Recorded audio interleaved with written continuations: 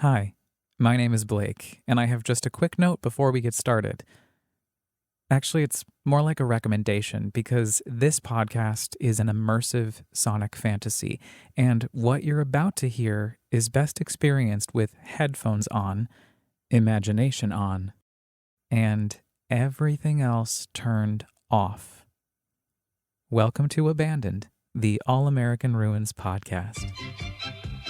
If a line for fun just goes on and some overgrown mountain marathon, it was up to you, but you should have gone to the Nevele.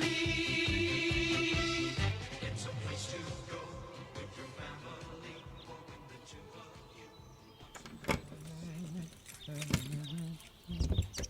you. That morning, as I lock up my house and get into the car, the song starts to play in my head. It was up to you, but you should have gone to the Nevele. So I listen to the ghosts and go.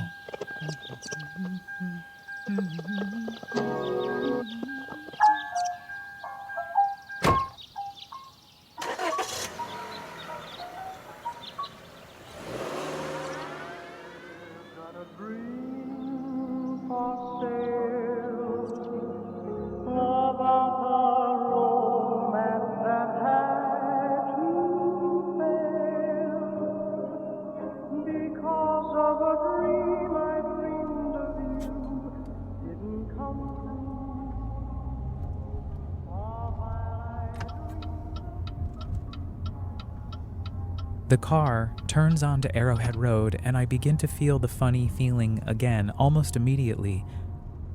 I know this place.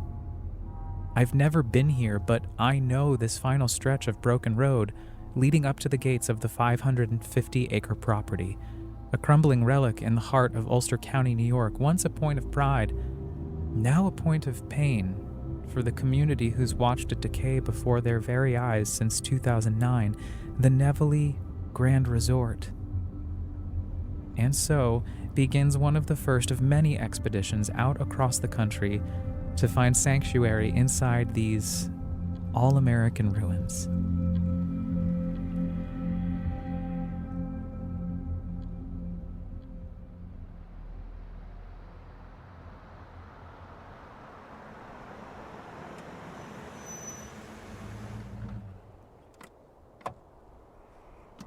It's not as if I haven't been hooked since I was a kid.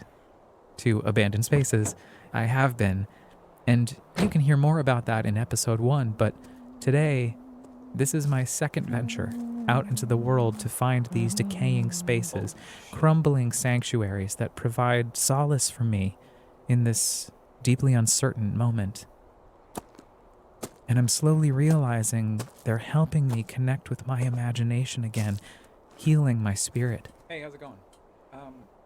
Do you know anything about getting... Yeah, there's a hole in the fence right over there. Oh, that's it? Yeah, that's it. A security guard at the operating resort next door shows me where to slip through the fence. So I thank her, maneuver around the fence just like she showed me, and begin my approach up a long driveway towards a large tower. 10 stories. And the closer I get to the massive complex, it hits me. I feel like I'm on the set of Stanley Kubrick's The Shining, the 1980 horror classic adapted from Stephen King's novel. I've been deeply obsessed with the film for a long time. One of these dorks who feels so mesmerized by the movie that it's almost in my bones. Kind of like that feeling of anemoia. A longing for a time and place I've never known. So to get to live out that fantasy and chill with Shelley Duvall in 1980 on the set of Stanley Kubrick's The Shining is... well, it's incredible. But I know that it's more than that. The ghosts are clear. This place is a monument to a time before mine, to a community that isn't mine, historically, an ostracized, politicized, scrutinized community just trying to find peace. I drift past the threshold between the real world and into the late 1960s amidst the decline of the Borscht Belt era, when Catskillian resorts of Herculean size and stature began to slowly lose relevance and economic steam. The Borscht Belt was a community. It was a community within about 30 square miles of 130 hotels. The Jewish Alps, as they were once called, have a dark anti-Semitic history. In the 1920s, anti-Jewish marketing was on a sharp rise in the United States, and many vacation spots across the country barred Jewish people access. I pledge undivided allegiance to the flag of the United States of America. This harsh reality led many Jewish communities to build their own vacation lands. Indivisible, with liberty and justice for all.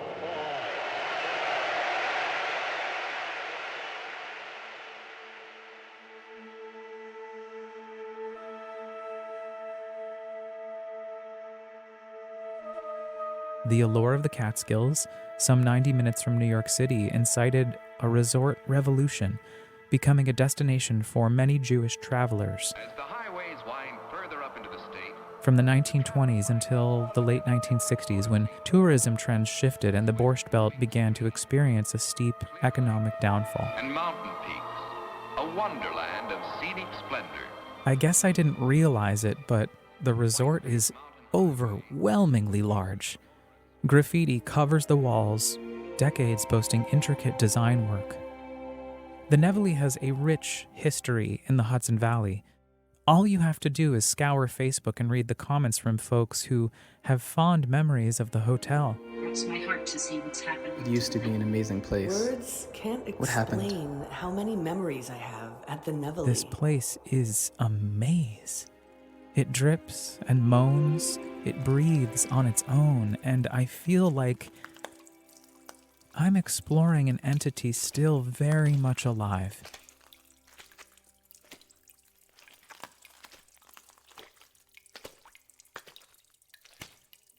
I head downstairs where I find the Stardust Room. I can hear Al Boley, Ray Noble, the Charioteers playing old standards like Midnight, the Stars and You or A Dream for Sale. The music sails down the hallways of the hotel, haunting every nook and cranny, blanketing every wall with echoes of the past.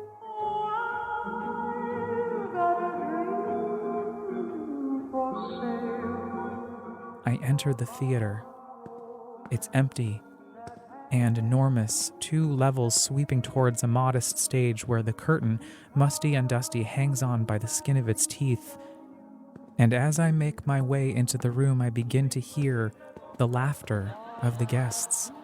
And I begin to see hands coming out of the darkness, applauding, and the light coming through the windows is heavenly, and there they are. The audience. I approach the stage, hop up, and turn to face them, but they're gone again. Only a single empty chair remains, so I bow to it. As a shiver tumbles down my spine, I feel like someone is still watching me. Boy, I bet you we could really have a good party in this room, huh? I hop off stage and exit the theater.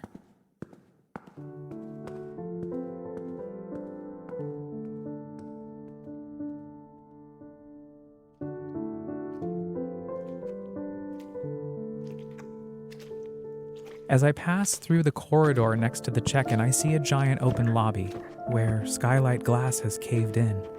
Sunshine tumbles in from above.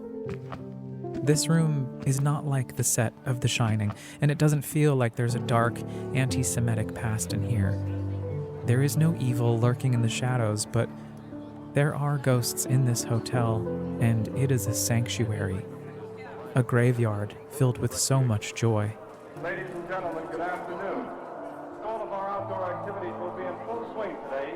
They'll be boating on grossing the lake, swimming at the pool, golf, tennis, handball, basketball, volleyball, and all other outdoor... I wander back into the kitchen, passing messages, comments on culture, signatures of past explorers. It is a blueprint of a moment on a timeline sealed and preserved. Knowing that every building on this property might one day be demolished makes me feel sad, until I see the floor is caving in anyway and remember Mother Nature will always have the final say. I make my way down a series of passageways that seem to stretch on forever and ever and ever until I reach a delivery entrance at the back of the resort. On a wall rests a giant spray-painted message. The future is uncertain. I take a photograph because I want to remember the message.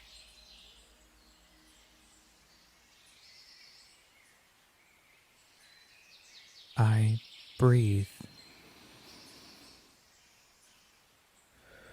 It's a moment of gratitude for my own sense of serenity amidst the global chaos where so much feels unknown. I feel the mountain air shroud my face gently, caress my back softly, as I wander into a giant barn that's filled with boxes, full of employee records, receipts, bills, invoices, marketing postcards dating back to the 1950s, costumes hanging from past stage productions, comforters, blankets, pillows, where the heads of dreamers once rested, imagining history. Unknown history, lives lived thoroughly of their own volition, just aiming to survive, like I am aiming to survive in this solitude.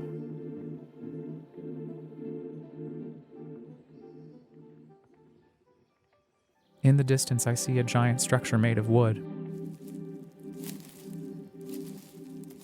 I make my way across an expansive field and discover the ice skating rink.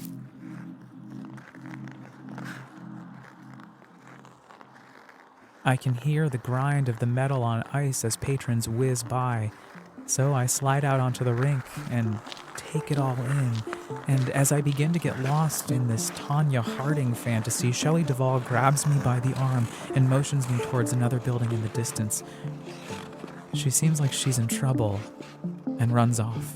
So I follow her. I backpedal through the entire hotel, past the pool, past the elevators, right on through the muck and mire of history, room after room, and when I reach the other side, I see the building that Shelley Duvall is talking about, employee housing. The architecture of this building seems different somehow. I see Shelley run in with her bat in hand, and I realize the roof is completely caving in, and I look and I see Shelley run up the stairs to the second floor screaming. She disappears and I'm good, I think. So I exit the building and look up to see a group of patrons on the top of the tower, 10 stories up, waving at me. And there's an American flag billowing in the wind, beckoning me. In a trance, I hurry in and begin to climb the stairs with anticipation. The stairwell is dark, but I trust I'm going somewhere beautiful. And when I take my first steps onto the roof, I can't believe my eyes. Miles and miles of open space, and somewhere far off, maybe in another universe, I hear A Dream for Sale playing. And in that moment of clarity, it dawns on me. I'm hooked once again, just like when I was a kid. And I think to myself, where to next? Because of a dream I dreamed of you didn't come true. If you're just tuning in for the first time, Welcome to the first season of Abandoned, the All-American Ruins podcast. Join me every other week as I take you on a sonic journey, recounting my expeditions of abandoned spaces across the United States, transforming them into fantastical audio experiences that allow you, dear listener, to immerse yourself in my imagination with me, or maybe inspire you to go out and use your own.